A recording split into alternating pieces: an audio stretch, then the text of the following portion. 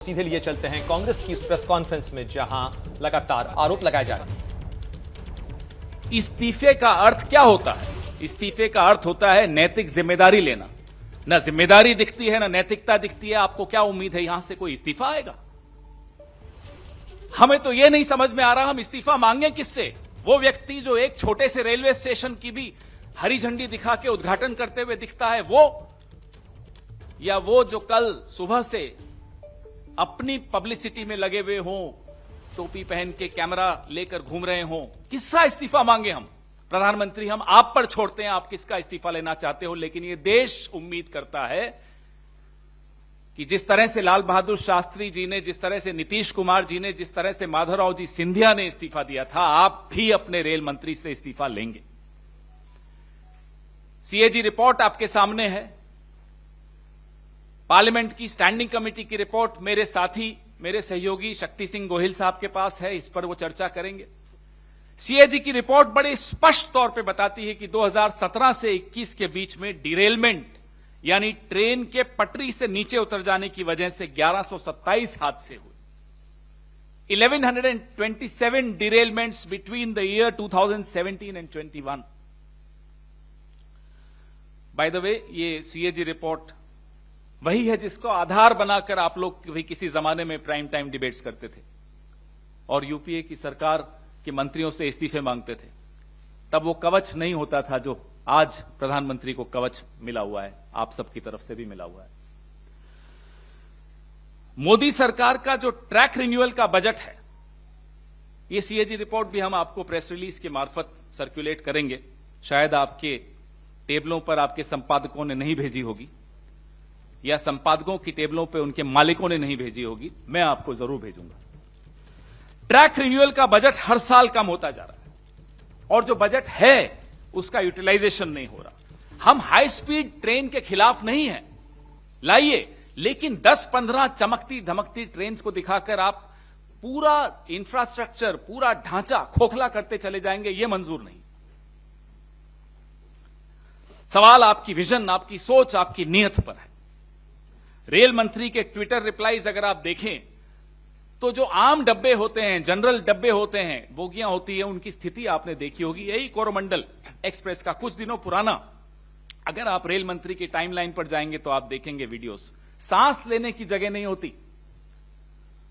यह है असलियत। आप वंदे भारत की 5-6 वो दिखा दिखाकर क्या बताना चाहते हैं कि पूरी भारतीय रेल ऐसी चल रही है? 70 साल अलग अलग सरकारों ने भारतीय रेल को एक भरोसे की सवारी बनाया था।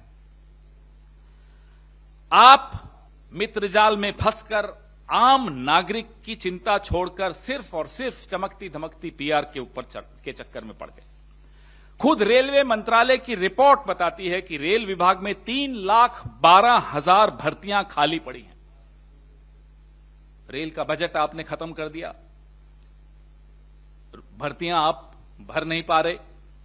हमारा इतिहास तो देख लीजिए, उससे तो सीख लीजिए कि कैसे जिम्मेदारी लेते थे, कैसे नैतिकता थी। लेकिन अब आपको एक नीति छोड़नी पड़ेगी। प्राण जाए पर पीआर न जाए, यह नीति छोड़नी पड़ेगी। अभी 9 फरवरी को शक्ति भाई और मैं अभी चर्चा ही कर रहे थे, 9 फरवरी को यह एक आंतरिक रिपोर्ट है जो ऐसा ही हादसा होते होते बचा, उसके पश्चात की रिपोर्ट है। यह रिपोर्ट भी मैं आपको सर्कुलेट कर रहा हूं, हस्ताक्षर हैं इस पे साउथ वेस्टर्न रेलवे के एजीएम के, principal chief operations manager south western railway, जब वो बता रहे हैं कि यह सिग्नलिंग जो इंटरलॉकिंग सिस्टम है, इसमें खोट है, अगर जल्दी ही इस खोट को दूर नहीं किया जाए तो इस तरह के हादसे होते रहेंगे। 9 फरवरी को यह रिपोर्ट सर्कुलेट हुई रेलवे मिनिस्ट्री में। उसके पश्चात क्या कदम उठाएगा यह भी हम जानना चाहते हैं। इससे पहले कि शक्ति सिंह गोहिल जी स्टैंडिंग कमेटी की रिपोर्ट पर चर्चा करें, हमारे 3 सवाल। क्या प्रधानमंत्री जी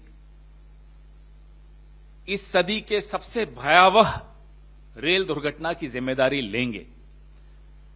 नंबर 2, क्या प्रधानमंत्री जी अपने रेलवे मिनिस्टर श्री अश्विनी वैष्णव का इस्तीफा लेंगे। हमारी ये स्पष्ट मांग है कि रेलवे मिनिस्टर को तुरंत नैतिक जिम्मेदारी लेते हुए इस्तीफा देना चाहिए। सीएजी रिपोर्ट, पार्लियामेंट की स्टैंडिंग कमेटी रिपोर्ट, इन तमाम रिपोर्टों का, और ये 9 फरवरी की जो रिपोर्ट थी साउथ वेस्टर्न रेलवे की, इन सब रिपोर्टों पे जो सवाल उठते हैं, इन सवालों का जवाब प्रधानमंत्री जी की तरफ से कौन देगा, और मैं उम्मीद करता हूं कि ये सवाल आप उठाएंगे। माफ कीजिएगा, अगर ये कवच प्रधानमंत्री जी के आसपास आप लोगों ने नहीं खड़ा किया होता तो ये सवाल बहुत पहले उठते, सीएजी रिपोर्ट्स के सवाल उठते।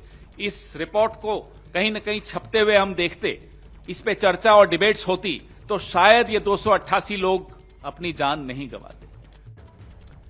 तो पवन खेड़ा जी, आपको बता दें कि जिस कैग रिपोर्ट पर आप प्रेस कॉन्फ्रेंस करके मीडिया को निशाने पर ले रहे हैं, वो कैग की रिपोर्ट एबीपी न्यूज़ ने अब से तकरीबन 2 घंटे पहले रखी थी, और कल भी हमने इस रिपोर्ट को बारे में अपनी न्यूज़ स्टोरी में बताया था। तो मीडिया को निशाना साधने से पहले आपको पूरी जानकारी लेनी चाहिए। क्या मजबूरी है मेरी, बताइए।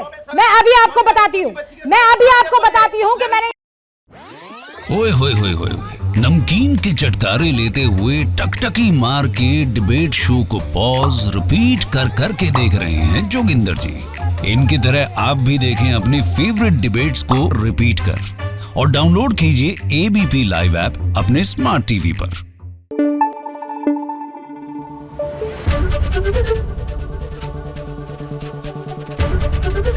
एबीपी न्यूज आपको रखे आगे।